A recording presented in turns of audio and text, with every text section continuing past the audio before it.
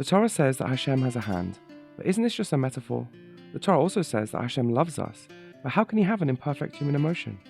And what has this got to do with our relationship with him? If you think you really love, and Hashem doesn't, you've got it backwards. We are the metaphor.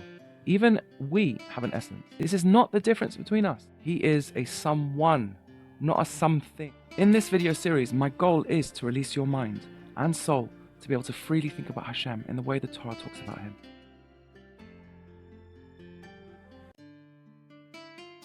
In the last episode, we discussed how the descriptions of Hashem are meaningful. There is a deep truth behind them, and that doesn't even contradict the Rambam. In fact, the Kabbalists say that Rambam did not go far enough in protecting Hashem's essence, yet they hold that the descriptions have a truth to them.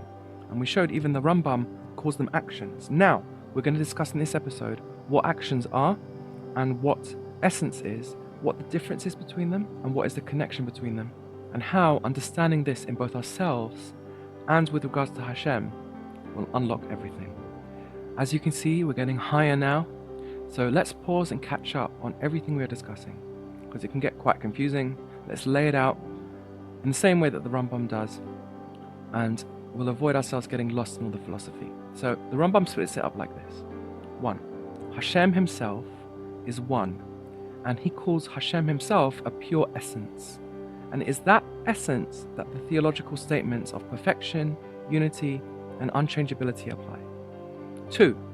Hashem acts in the creation, and his actions, which are sometimes called his expressions and his revelations, are not his essence, even though they too, as we saw in the last episode, are infinite beyond our own imagination, beyond the physical. Now, if we fail to maintain the difference between essence and these expressions, these actions, then we will be implying that Hashem is composite and not truly one, chas v'shalom. 3.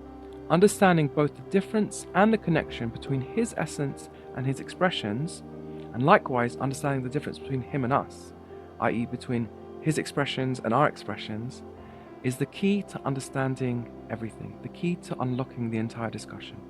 It's sophisticated, but if you remember this structure, essence versus expression, and his essence and expressions versus ours, you will be able to follow along everything that comes next. Again, understanding the difference and connection between his essence versus his expressions, as well as understanding the difference between him and us, his expressions and our expressions, is the key to all this.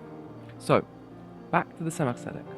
We said that he used the words simple meaning when it comes to how we should understand the Torah's descriptions of Hashem. We should understand them in their simple meaning. But we highlighted there, very importantly, that he didn't say physical meaning, a very important point. It's also true that we don't mean to say that God is spiritual either. Even the highest spiritual realm is a distant metaphor for the truth of his essence and being, no closer than even the lowliest physical pebble. That's how great and exalted he is. However, as we've been saying, we are the Mashal and he is the Nimshal. This applies to everything, to his essence and our essence. Yes, we have an essence. We're going to get onto that soon. To his expressions and our expressions, we have expressions too. Even to the way essence and expression connect, both in him and in us. This applies to all creation.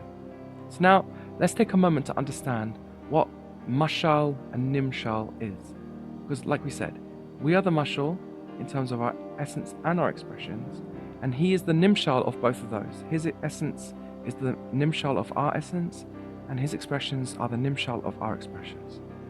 And this is key, because without grasping this, we cannot understand how the Torah speaks about Hashem truthfully, yet without limiting him. Rambam says throughout the Moreh Nevuchim, but especially in part 1, chapters 56 and 57, that there is absolutely no comparison between us and him in any way whatsoever. He calls it homonym, which I guess is even stronger than metaphor. This applies even to the terms like existence, power, life, will, wisdom, first, last. Hashem is first, Hashem is last. What does it mean for us to have a hand and Hashem to have a hand, but they are nothing alike, share no common definition at all? A good way to illustrate this is through the idea of a parable, a mashal. A parable is a teaching device to help someone understand something by dressing it up in a story. The story is nothing like the concept that is there to explain, but, and this is key, the truth of the concept is found in the story. For example, we want to teach children about greed, quite a sophisticated concept for young children. We want to teach them how it comes from selfishness and it leads to theft, and no actual gain, but rather a loss whenever we are greedy. This is far too abstract for infants, for young children to understand, so we tell them a story about a fox who, in his greed, broke through a hole in a vineyard fence and gorged himself on grapes to his heart's satisfaction. But then he was too fat to get out the same hole, so in the end he had to fast in order to get out. Cute story, right? Well, the abstract concept of greed is very different, in fact absolutely incomparable to a fox gorging himself.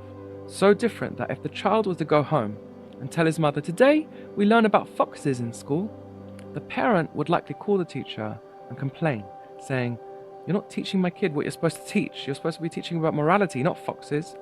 And the teacher, for his part, would be upset, saying, "No, I didn't teach about foxes. What are you talking about? I was teaching about greed." There is absolutely no comparison between the figures and events of a parable and the actual lesson the parable is coming to teach. Literally nothing at all. However, and this is important, the entire truth is there, reachable only through wisdom and perception. And when the child grows, matures, and thinks deeply about the parable, the child will learn about the original Nimshal. If the parable is perfect, the child would learn everything about it. All the details are there. For example, the fox is chosen wisely because foxes are cunning and arrogant, and this teaches that greed is rooted in arrogance. In a perfect mashal, the student can absorb the entire idea of greed purely from the story of a fox and some grapes, or at least he will as he gets older and contemplates the mashal, which, like a time-release capsule, will gradually make him an expert in the entire idea in its very truth. When he eventually does study about greed directly, he will recognize it. Get it? The Rebbe Rashab thus explains in Maimar V'Yadata that our entire world is a perfect metaphor of Hashem's truth and being. In fact, a metaphor within a metaphor, many layers deep, but that's not for here. This principle, that the world is a perfect mashal for divine truth, is a cornerstone of Chabad Hasidut, beginning already in the Alter Rebbe's Tanya Shah HaYichud V'Ha'emunah, and that is rooted in the Zohar and developed deeply by the Rebbe Rashab here. The Tzedek traces this idea as part of the mitzvah of Ha'amanat Elokut in Derech Mitzvotecha in the prologue and in part 1, going all the way back to the Rambam. See there. So therefore, we can conclude that the reality that we exist in is nothing at all like his truth and being, and saying so is heretical, just as foolish as the child who thinks that the lesson was about foxes and not greed. But that does not mean that there is no connection between us and him. On the contrary, it's a perfect metaphor, and thus nothing is lost in the mashal, and nothing extraneous is added to the mashal either. If we utilize the wisdom of the Torah, we can indeed learn everything about Hashem that it is possible for a creation to know.